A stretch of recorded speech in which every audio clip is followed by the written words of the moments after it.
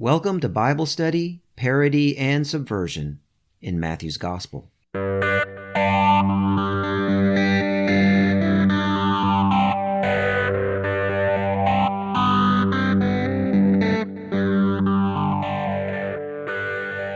modern English version Bibles often break up the text with headings.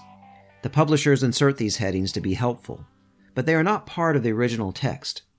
I do in fact find these headings very helpful when I want to find a particular story or passage, but they are also sometimes misleading because, by their very nature, they interpret what the passage is about, and the passage, I find, is often far more profound than the heading would lead us to believe, and sometimes I find that the passage is going in a completely different direction than the heading suggests.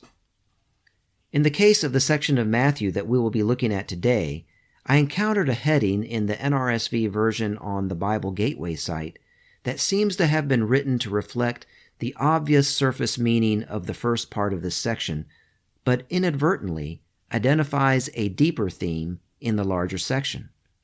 The NRSV version of the Bible Gateway site provides a heading for the first part of the section that reads, "The Necessity of Watchfulness," which is a pretty good title not just for the first part, but for the entire section, because a form of the Greek word for watch or keep awake occurs 3 times in this section and ties together all of its parts into one theme about watching or keeping awake.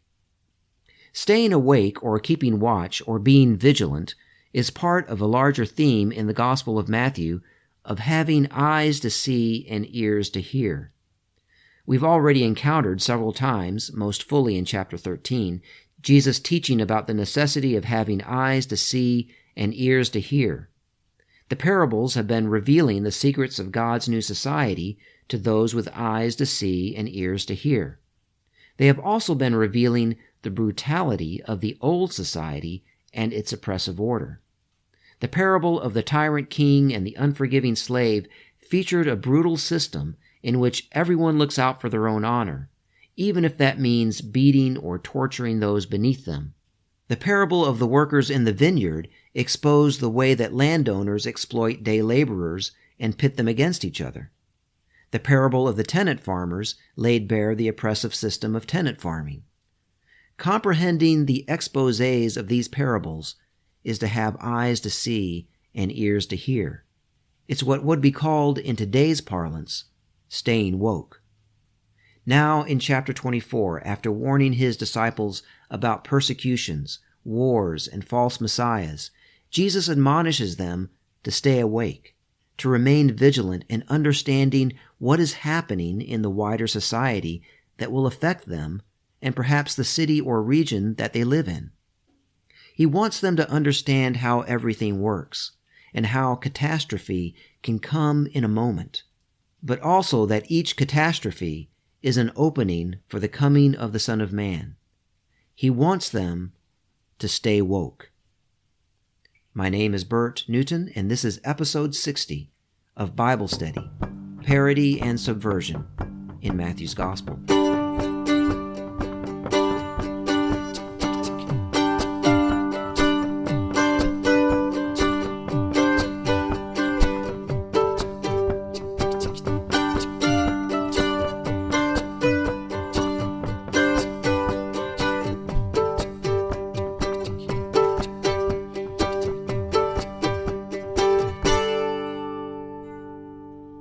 Let's begin with verses 36 to 44 of chapter 24. "But about the day and hour no one knows, neither the angels in heaven nor the Son, but only the Father. For as in the days of Noah, so will be the coming of the Son of Man. For as in those days before the flood, they were eating and drinking, marrying and giving in marriage, until the day Noah entered the ark, and they knew nothing until the flood came and swept them all away, so too will be the coming of the Son of Man. Then 2 will be in a field, one will be taken and one will be left. 2 women will be grinding meal together, one will be taken and one will be left. Keep awake, therefore, for you do not know on what day your Lord is coming. But understand this, if the owner of the house had known in what part of the night the thief was coming, he would have stayed awake and would not have let his house be broken into. Therefore you must also be ready, for the Son of Man is coming at an unexpected hour. If you were raised in a North American evangelical context like I was, then this passage sounds a lot like it is talking about the rapture. For the uninitiated, the term rapture refers to an event associated with the second coming of Christ, in which people who have attained spiritual salvation, often referred to as believers, will be suddenly and quickly taken up to heaven to be with Christ. Although I don't remember actually hearing a sermon or teaching in church about the rapture, somehow I came to understand it from a very young age as a fundamental fact of our faith. So much so that I would occasionally experience a sudden fear whenever I temporarily could not find family members, such as when I woke up from a nap to find the house empty. I would fear that the rest of my family had been raptured and that I was left behind, when in reality my parents had just gone to the store and my brothers were out in the neighborhood somewhere. The constant fear I had as a child was that I was not really saved and that I would be left behind in the rapture.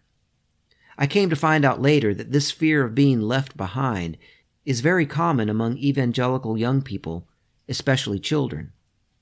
The fear is so ubiquitous that evangelical authors Tim LaHaye and Jerry B. Jenkins were able to exploit it to publish a series of best-selling novels called the Left Behind series.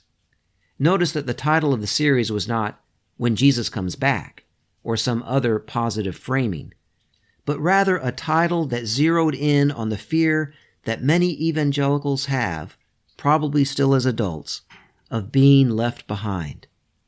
The series of 16 novels began in the 1990s and led to a film series in the 2000s, as well as a video game series. Like my daddy always told me, if you want to get rich, find a common fear that no one has yet exploited and monetize it. No, my father never told me any such thing, but maybe LaHaye's and Jenkins' fathers told them something like that. Anyway, let's get back to the passage. It's not about the rapture. I don't have the time and wherewithal to get into the other New Testament texts that some evangelicals interpret as talking about the rapture, but suffice it to say that this idea of a rapture is not at all biblical, and it was not even an idea in Christianity until the 1800s. So it is a relatively recent idea in modern Christianity. But the passage here in Matthew really does sound, especially to us who already have the rapture in our heads, like it is talking about a rapture. It starts off saying that the flood during Noah's time came suddenly, like the coming of the Son of Man will come suddenly. Then it gives two scenarios in which there are two people working side by side, and one is taken and the other is left behind. There is the origin of that ominous phrase. Then it talks about the coming of the Son of Man as the coming of a thief in the night, another image that occurs often in the New Testament to speak of Christ's second coming, and which has been seared into the evangelical mind as such. The interpretation of this passage as describing a rapture, then, derives from the suddenness of the event being described, the taking of some people while others are left behind, and because it is about the coming of the Son of Man. So first we need to review what the coming of the Son of Man is. The coming of the Son of Man seems to be, in Matthew, both a future event and something that will occur at the crucifixion of Jesus, as well as every time a member of the movement is martyred. In the previous passage covered in the last episode, Jesus says that the coming of the Son of Man will be like lightning in the sky, but then adds, where the corpse is, the vultures will gather, which is an image of Roman soldiers gathering at the cross. Then Jesus describes the signs that will accompany the coming of the Son of Man, and they are signs that will occur at the crucifixion of Jesus. Later in chapter 26, when on trial before the Sanhedrin, right before he is crucified, Jesus will say, "From now on you will see the Son of Man seated at the right hand of power and coming on the clouds of heaven. So while the coming of the Son of Man is on one level referring to the future event of the second coming, it is also referring to the crucifixion of Jesus and subsequent martyrs. Or another way of saying this is that the coming of the Son of Man begins at the crucifixion of Jesus. Furthermore, in chapter 24, Jesus has been linking the destruction or crucifixion of Israel, i.e. the destruction of Jerusalem and its temple in the year 70, after which thousands of Jews were crucified, to his own crucifixion. Jesus has been making the point that the crucifixion of Israel is redeemed through his own crucifixion. So the crucifixion of Israel, the destruction of Jerusalem and its temple, also participates in or is redeemed by the coming of the Son of Man. This is why the coming of the Son of Man is likened to the catastrophe of the flood. Like the destruction of Israel, it was a cataclysmic event, killing many people and ending the world as it was known. And both catastrophes were sudden, or at least would have seemed sudden. The fall of Jerusalem was a catastrophe stemming from a rebellion that erupted suddenly, or so it would have seemed to the people at the time. Sure, there was always unrest and constant subversive rebel activity. Revolutionary tensions were always present. But people of the time were used to that. They were also used to how it never came to anything. Except in 66, it did. All of these events felt like sudden events, including the crucifixion of Jesus. While Jesus has been talking about his crucifixion for a while, his actual arrest and execution will happen fairly quickly. He is arrested Thursday night, immediately put on trial before the Sanhedrin, which apparently meets through the night to condemn him. Then he is taken to Pilate, who has him crucified before noon on Friday. It all happens in much less than 24 hours. And while executions were not always so quick, the sudden arrests of people in this virtual police state would have been a common occurrence, and is probably what is meant when Jesus describes two people working side by side, one is taken and the other left. The person who is taken to be imprisoned, tortured, and possibly executed, like Jesus. But for those with eyes to see, all of these executions and all of this destruction participates in the coming of the Son of Man. The crucifixion of Jesus leads to the resurrection. All subsequent executions are transformed into prophetic martyrdoms, and the destruction of Israel is redeemed through a movement for a new society. Through the cross, all that the empire destroys rises from death and participates in the coming of the Son of Man. Or to look at it from the opposite end, as this passage does, the future coming Son of Man redeems all the death and destruction of the empire. But this only happens if we stay awake, with eyes to see and ears to hear. That is the whole point of this section. We must keep our eyes open so that we can see the coming of the Son of Man in all of these things. Let's continue with verses 45 to 51. Who then is the faithful and wise slave whom his master has put in charge of his household to give the other slaves their allowance of food at the proper time? Blessed is that slave whom his master will find at work when he arrives. Truly I tell you, he will put that one in charge of all of his possessions. But if that wicked slave says to himself, "My master is delayed," and he begins to beat his fellow slaves, and eats and drinks with drunkards, the master of that slave will come on a day when he does not expect him, and at an hour when he does not know. He will flog him, or cut him to pieces and put him with the hypocrites, where there will be weeping and gnashing of teeth. Like several other parables that we have encountered in Matthew in the latter part of the story, this parable reflects the brutal reality of the ancient Mediterranean world, in which slavery was common and punishment was harsh. Its actual plot describes a situation that is completely the opposite of what Jesus has been teaching about the new society. Although Jesus has taught his followers that in the new society everyone should divest themselves of honor, assuming the status of slaves, he does not advocate actual slavery with human masters. His teaching in the last chapter was that the new society will be extremely egalitarian, with no earthly masters or fathers. The plot of this parable, as in the previous parables, seems to be deliberately drawing attention to the contrast between the old society and the new one. I even wonder if we aren't supposed to be hearing sarcasm in the opening lines of the parable. Who then is the faithful and wise slave whom his master has put in charge of his household to give the other slaves their allowance of food at the proper time? Blessed is that slave whom his master will find at work when he arrives. That could be sarcastic.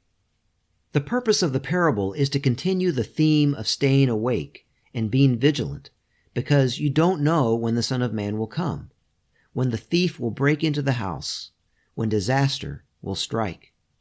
A slave who was the overseer of an estate was, relative to common people, a high-status person. And in brutal systems, high-status people often let their guard down, get greedy, and start to act as if they can do anything, hurt whom they want when they want, and party when they want. Perhaps because the system sends them that message, or perhaps because that's what people do to numb themselves to the brutality of the system. But in the brutal system of the old society, even a high-status person is not really safe and needs to maintain vigilance. So that is the cunning of this parable. It both exposes the old society for what it really is like, giving us eyes to see and ears to hear, and at the same time makes the point that we need to stay vigilant, stay awake. Let's continue with chapter 25, verses 1 to 13. Then the kingdom of heaven will be like this. 10 bridesmaids took their lamps and went to meet the bridegroom. 5 of them were foolish, and 5 were wise. When the foolish took their lamps, they took no oil with them. But the wise took flasks of oil with their lamps. As the bridegroom was delayed, all of them became drowsy and slept. But at midnight there was a shout, "Look, here is the bridegroom. Come out to meet him." Then all those bridesmaids got up and trimmed their lamps. The foolish said to the wise, "Give us some of your oil, for our lamps are going out." But the wise replied, "No, there will not be enough for you and for us. You had better go to the dealers and buy some for yourselves." And while they went out, the bridegroom came, and those who were ready went with him into the wedding banquet, and the door was shut. Later the other bridesmaids came along, also saying, "Lord, Lord, open up to us." But he replied, "Truly I tell you, I do not know you. Keep awake, therefore, for you know neither the day nor the hour." Here again we have another parable which reflects the cold reality of the patriarchal nature of the ancient Mediterranean world. The groom takes so long to come that the bridesmaids fall asleep and burn through the oil. There is an environment and atmosphere of scarcity which prevents the women from sharing oil.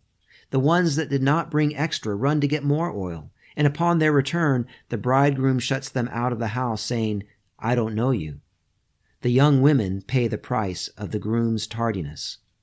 This whole scene is probably true to life for the world that the original audience knows. But we also get the images of a marriage ceremony and a bridegroom. Marriage ceremonies and bridegrooms were images of liberation drawn from the prophets. Additionally, the images of light and oil and descriptions of the bridesmaids as wise and foolish evoke a wisdom theme that reflects the role of Jesus as a peasant rabbi teaching subversive wisdom that forms the basis of the new society.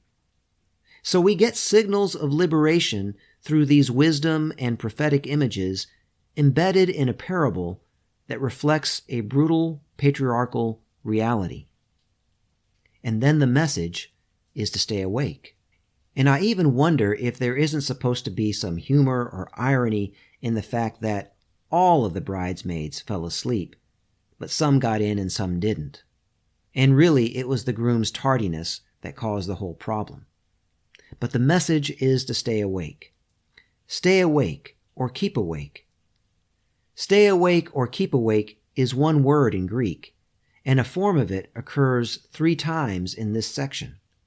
The word also occurs 3 times in the next chapter in the scene in the Garden of Gethsemane right before Jesus is arrested and taken to be tried and crucified. So the occurrence of that word 3 times here foreshadows the occurrence 3 times there. On the surface, this section seems to be about the future coming of the Son of Man. But again, the author of Matthew has literally tied it to the crucifixion through the thrice occurrence of the Greek word meaning stay awake. What's really interesting is that the basic structure of this section is taken from the Gospel of Mark, but Matthew expands it, adding considerable content. The parts about Noah and the flood, one person being taken and the other left, the thief in the night, and the parable of the bridesmaids are all additions in Matthew. Even the one parable that comes from Mark, the one about the slave in charge of his master's estate, has been expanded. But not only does Matthew maintain the theme of staying awake, not only does Matthew have Jesus saying that Greek word 3 times in this section, foreshadowing the 3 times that he will say it in the Garden of Gethsemane, but Matthew even changes the form of the word the second time it occurs in this section to match the sense in which it is said the second time in the Garden of Gethsemane. In the Garden of Gethsemane, in both Matthew and Mark, Jesus says first, stay awake, then you could not stay awake, then stay awake. In Mark, the earlier section has Jesus saying, stay awake 3 times. Matthew has Jesus say in the earlier section, stay awake, then remarks on someone who did not stay awake, then says, stay awake, so that the sense of each statement matches the sense of each statement in Gethsemane more perfectly.